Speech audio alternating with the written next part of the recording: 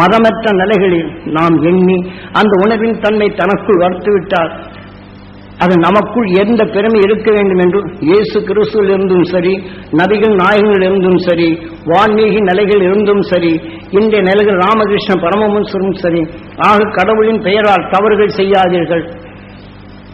ஆக கடவுளின் பெயரால் அந்த எண்ணத்தை எடுத்து நீ கடவுளின் செயலாக நீ செய். ராமகிருஷ்ண பரமஹம்சரும் அதே தான் செய்துள்ளார். அதே போன்று விவேகானந்தரும் தனக்குள் வக்கீலுக்கு படித்திருந்தாலும் இந்த உணர்வின் தன்மையை தனக்குள் எடுத்து நமது தத்துவங்களை எடுத்துரைத்து நீ எந்த மனிதனுக்கு நீ பூரண சேவை செய்கின்றாயோ அதுவே உனக்குள் கடவுளாக நின்று அதுவே உனக்கு நன்மை செய்கின்றது. உன் ரூபத்தில் அவர்களுக்கு கடவுளாக நின்று அந்த செயலாக்குகின்றது. நீ கடவுளை இங்கே தேடுகின்றாய், உன்னுள்ளே கடவுள் உண்டு என்று. கடவுளை தேடி அடைந்த அந்த ராமகிருஷ்ண பரமஹம்சரிடம் கடவுள் எங்கே இருக்கின்றார் நாம் பார்க்க வேண்டும் என்று எண்ணுகின்றார். அப்போ முள் படுக்கை மேல் அவர் விழுந்திருக்கும் போது அப்போ உற்று பார்த்து இது முள்ளல்லவா இருக்கிறது என்று, நீ முள்ளென்று பார்த்தாய், உனக்கு அது வேதனை தெரிகின்றது. நான் முள் என்று நினைக்கவில்லை, எனக்கு வேதனை இல்லை. சுருக்கமாக பாடத்தை சொல்லி முடிக்கின்றார் ராமகிருஷ்ண பரமஹம்சர். நாம் அவர் காட்டிய புத்தகங்களை படிக்கின்றோம், ஆனால் நமக்குள் திரித்துக் கொள்ளும் நிலைகளே இல்லை.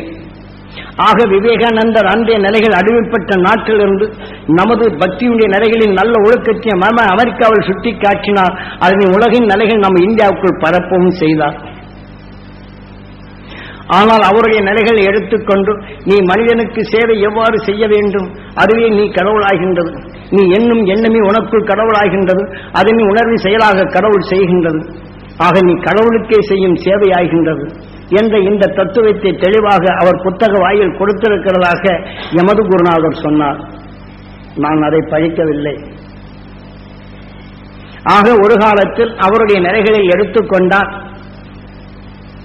அன்றைய நிலைகளில் இன்று அமெரிக்காவில் இருந்து வந்த பின் அங்கே நடப்பும் இங்கே மக்களை வீட்டிட வேண்டும் என்று யாத்திரை செய்து அவருடைய நிலைகளை பயனாக செல்லப்படும் போதுதான்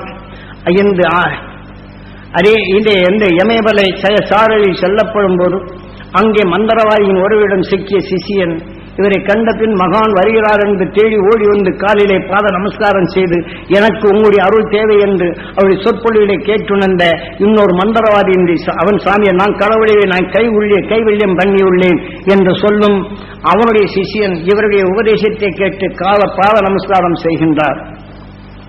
அப்போதுதான் அதற்கு முன்னாடி நடந்த நிகழ்ச்சிகள் வேறு, இதை கடைசி நிமிடத்தில் நடந்த நிகழ்ச்சிகளை நாம் தெரிந்து கொண்டால் போரும். நான் புத்தகத்தை படித்து சொல்லுகிறேன் என்று சொல்ல வேண்டும். எந்த புத்தகத்தை என்னால் படிக்கும் சரியான நிலைகள் எனக்கு இல்லை. இன்று பத்திரிகை படிக்க வேண்டும் என்றால் நண்பர்கள் தேவை. ஆகவே இதை போன்ற நிலைகளில் அங்கே செல்லப்படும் போது அங்கே தேடி வந்து இவரின் நிலைகளை பாத நமஸ்காரம் செய்கின்றார். அப்போது அங்கு சென்ற பின் தன் குரு சொல்லுகின்றார், அவன் நாளையே ரத்தமாக உமிழ்த்தப் போகின்றான், அவனுடைய பாதத்தில் நீ நமஸ்காரம் செய்து வைகின்றாய் என்று இவன் சீடனை அச்சுறுத்த அவனுக்குள் இருக்கும் ஆவியின் நிலைகள் ஏவல் பண்ணி ரத்தமாக கக்க வைத்தான். நீங்கள் அவருடைய புத்தகத்தை படித்தோருடைய நிலைகள் பார்க்கலாம். ஆக அதை கடந்து நடந்து சென்ற பின் மீண்டும் அவருடைய உபதேச கருத்தினை சொல்லப்படும் போது தன் குருவின் நிலைகளை எண்ணி பார்க்கின்றார். ஏனென்றால் அந்த ராமகிருஷ்ண பரமஹம்சர் நீ எதை எண்ணுகின்றாயோ அதுதான் உனக்குள் கடவுளாக இருக்கின்றது, அந்த உணர்வின் செயலாக்கமே உன் செயலாக்கம் என்று உணர்த்தினார். இந்த முள் என்று காட்டப்படும் போது கடவுளை நீ காண வேண்டும் என்றால் நீ எண்ணி உணர்வின் தன்மை உன் உயிர் எவ்வாறு அது இயக்குகின்றது, அந்த உணர்வின் செயலாக அந்த செயல் எவ்வாறு இருக்கிறது என்ற நிலையை காட்டுகின்றார். அதன் கண்டுதான் கடவுளை நான் கண்டுகொண்டேன் என்னுள்ளே என்ற நிலைகளைத்தான் ஒவ்வொரு உயிரின் கடவுளாக்கி உணர்வின் எண்ணங்களால் எவ்வாறு இயக்க வேண்டும் என்று பறைசாற்றினார். கால்நடையாக வந்தார், பாத யாத்திரையும் வந்தார். ஆக வட இந்தியாவில் மந்திர ஒலிகள் அதிகமாக இருக்க அதை மீண்டும் தென்னாட்டிலே வந்தார். அதன் உணர்வின் அறிவையும் கண்டார். மக்களுக்கு தெளிந்த நிலைகளும் உபதேசித்தார். இன்றும் யாரும் அதை ஏற்றுக்கொள்வதில்லை. ஆக அவருடைய நிலைகளை பாட புத்தகங்களை படிக்கின்றோம், அறிவின் ஞானத்தை போதிக்கின்றோம். தன்னிலைகள் அவர் கடைபிடிக்கும் நிலை இல்லை. காரணம், இங்கே நாட்டில் நடக்கும் நடப்புடைய நிலைகளை நல்ல ஒழுக்கத்தை கடைபிடிக்க வேண்டும் என்றாலும் அரசியல் பேதம், மதபேதம், இனபேதம், மொழிபேதம் என்று சாடும் போது இந்த உணர்வுகள் அதிகமாக சுவாசித்து தன் எண்ணங்களிலே கவரப்படும் போது உண்மையின் நிலைகளை தன்னுள்ளே செயல்படும் தன்மைகள் இழந்தே நிற்கின்றது. அது மாற்றும் நிலை அற்றே போய்விட்டது. இதை நாம் காணலாம். ஆகவே இதை போன்று அந்த குருவை நினைக்கின்றார், நீ என் மீதுதான் கடவுள் என்றாய், நான் உயர்ந்த நிலைகளை எண்ணினேன், ஆக எனக்குள் இந்த நிலைகள் வருகின்றதே என்று வேதனைப்படுகின்றார்.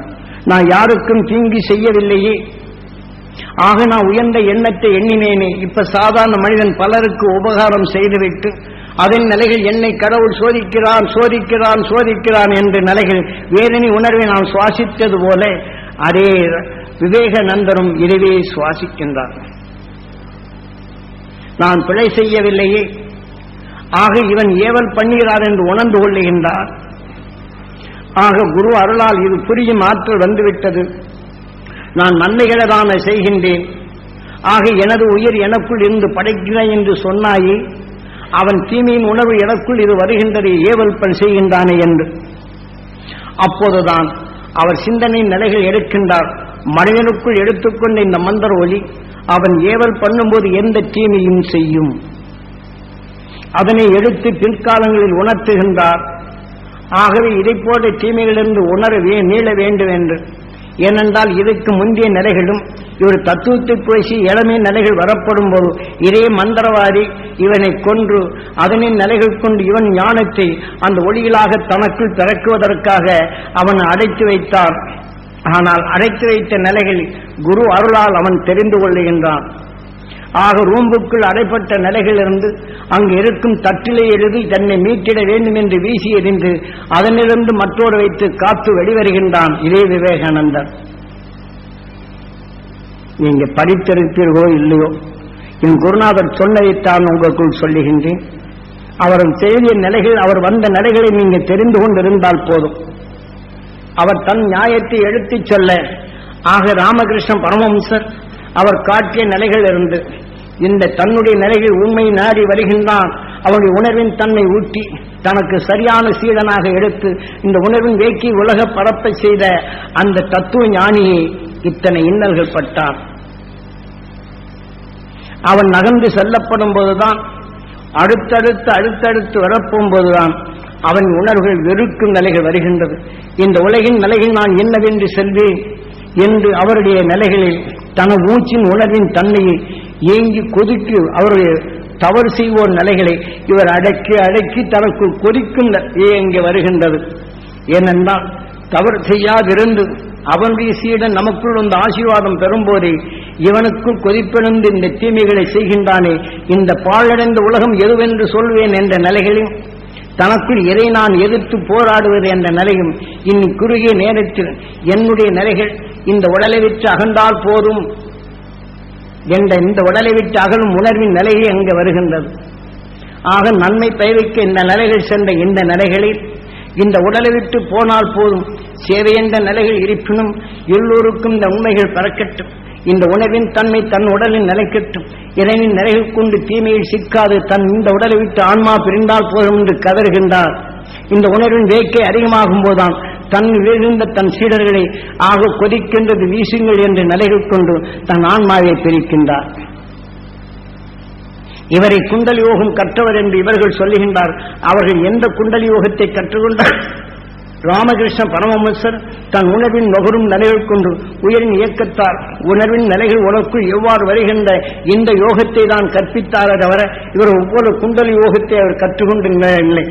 ஆக அவர் சாஸ்திர விதிப்படி அவர் படிக்கும் காலத்தில் இப்படி குண்டலி யோகம் இருந்தால் அதனின் நிலைகள் பெற வேண்டும் என்று பள்ளி பாடத்தில் படிக்கும் போது அவன் படித்த உணர்வின் நிலைகள் கொண்டுதான் அந்த யோகத்தை மரத்தடியில் செய்து கற்றுக்கொண்டான்.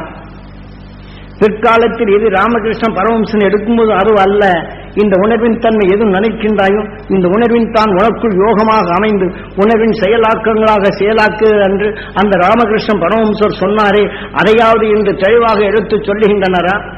ஆக அவர் குண்டல யோகத்தை செய்தார் விவேகானந்தர். என்ற நிலைகளைத்தான் இவர்கள் பறைசாற்றுகின்றார்கள்.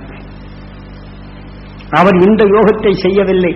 ராமகிருஷ்ண பரமஹம்சர் சொன்ன இந்த யோகத்தை தான் அவர் செய்தார். ஆக உணர்வால் நுகரும் உணர்வு உன் உயிரால் இயக்கப்பட்டு உணர்வின் செயலாக உன் உடல் எவ்வாறு இயக்குகிறது என்று நான் இத்தனை பொசுத்த படிக்கின்ற எனக்கு ஆயுள் பத்தாது. ஏனென்றால் குரு காட்டிய உணர்வின் தனை கொண்டு உலகில் இயக்கிய மகானுடைய உணர்வு இன்றும் பறந்துள்ளது. அதை அனைவரும் பெற முடியும். தனக்குள் வரும் இருளை போக்க முடியும். மெய்ப்பொருளை காண முடியும். மெய்ப்பொருள் என்பது உங்கள் உயிர். ஆக உணர்வின் இயக்கத்தால மெய் உணர்வு கொண்டு ஒளியான நிறைகள் கொண்டு ஒளியின் சரீரம் நீங்கள் பெற முடியும். ஆக மனிதன் முழுமையான பின் உயிருடன் ஒன்றி ஒளியின் சரீரத்தை பெற முடியும் என்பதைத்தான் இதை சொல்லுகின்றன.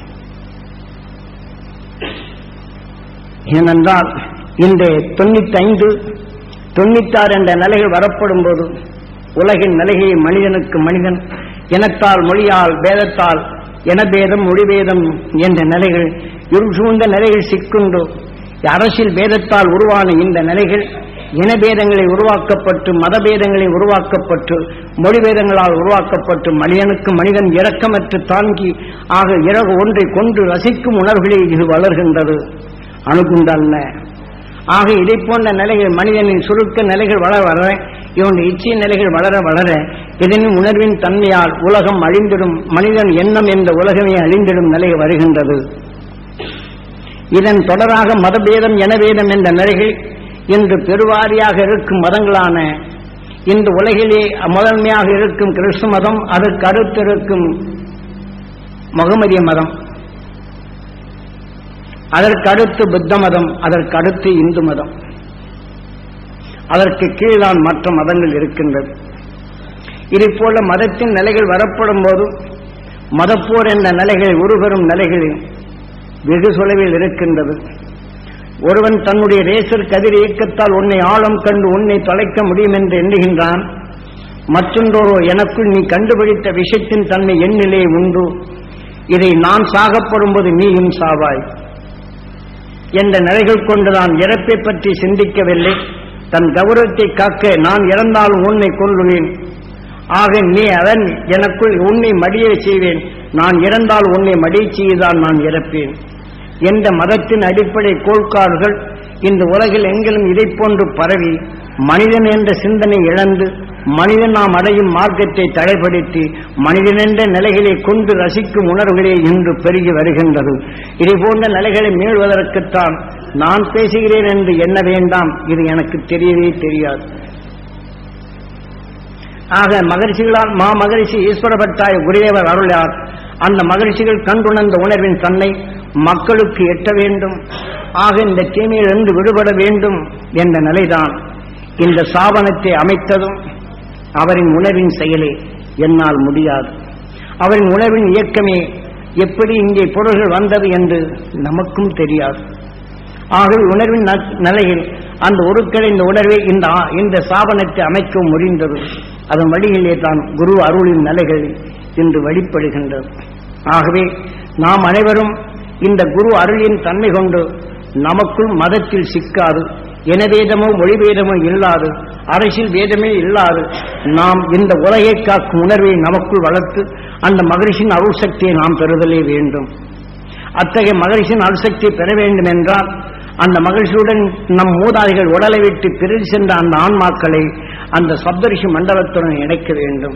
இந்த வாழ்க்கையில் வந்த இத்தகைய குடூர நஞ்சு உணர்வை சேர்த்துக் கொண்ட அந்த ஆன்மாக்களை அந்த சப்தரிஷி மண்டலத்துடன் இணைந்து அந்த நஞ்சு கொண்ட உணர்வினை அங்க கரைத்துவிட்டு ஒளிகடலிலே அந்த உயிருடன் ஒன்றிய ஒளியின் சரீரமாக நிலைபெற செய்ய வேண்டும். அவர்கள் முன் சென்றால் அதனின் துணை கொண்டு அந்த மகிழ்ச்சியின் அசக்தியை நாம் பெற முடியும். எமது குரு அருள் இதைத்தான் திருவருளாக உபதேசித்தது. ஆகவே ஒவ்வொரு மனிதனின் காத்திட வேண்டும் என்றால் நாம் இத்தகைய மகிழ்ச்சியின் அருளை பெறும் தகுதியை பெற வேண்டும். தன் வாழ்க்கையில் எத்தகைய தீமைகளை கேட்டறிந்தாலும் அந்த தீமையின் உணர்வு தனக்குள் பதியாது.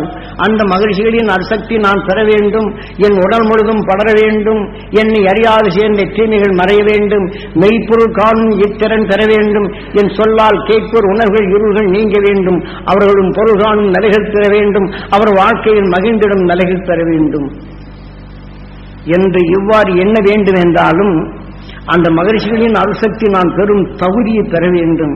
இல்லை என்றால் நாம் வெறும் சொல்லாக தான் அமையும். ஆகவே அந்த மகரிஷியின் அருசக்தியை நாம் பெற வேண்டும் என்றால் நம்முடன் ஒன்றி வாழ்ந்த இந்த உடலை விட்டு பிரிந்து சென்ற அவர்களை குலதெய்வமாக எண்ணி அந்த மூதாதைகளை வெண் செலுத்தல் வேண்டும். அந்த வெண் செலுத்த வேண்டும் என்றால் மகரிஷிகள் காட்டிய அருள் வழிப்படி அந்த மகான்களுடைய உணர்வுகளை நமக்குள் ஆழ பதிவு செய்ய வேண்டும். இதன் நிலைகள் கொண்டு ஒருங்கிணைந்த நாம் ஏகோபித்த நிலைகளில் அந்த மகரிஷியின் சக்தி பெற வேண்டும் என்று நாம் எண்ணுவோம் என்றால் நாம் ஆலயங்களில் எவ்வாறு பெரும் தேரை ஒருங்கிணைந்த அனைவரும் சேர்த்து அதை இழுக்கும் போது நகர்கின்றதோ இதேபோல நாம் எண்ணத்தை மகரிஷியின் அருள் உணர்வுடன் ஒன்றி அந்த உணர்வு ஆற்றலை தொழுகின்றதாக நாம் இதை போன்ற உபதேச கருத்தின் உணர்ச்சிகளை தூண்டி மகரிஷிகளின் அருசக்தி பெற வேண்டும் என்ற இயக்க உணர்வுகளை கூட்டி அதனின் நினைவின் ஆற்றலை கொண்டு நாம் ஏங்கி அந்த மகரிஷியின் அருசக்தி நாம் இழுக்க வேண்டும். அவ்வாறு இழுப்போம் என்றால் அது சுழலும் வட்டத்தில் நம் ஆன்மாவில் சுழன்று வரும். நமக்குள் இருக்கும் தீமையை அகற்றும் நிலைகளாக நம் ஆன்மாவில் கலக்கின்றது. இதே சமயம் நாம் நுகரும் உணர்வுகள் நம் உடலுக்குள் பரவுகின்றது. ஆகவே அது இந்த உணர்வின் எண்ணங்கள் நமக்குள் ஆழ பதிவு செய்து அந்த எண்ணத்தின் தொடர் வரிசையில் நாம் அதை பெரும் தகுதியின் நிலைகள் பெறுகின்றோம்.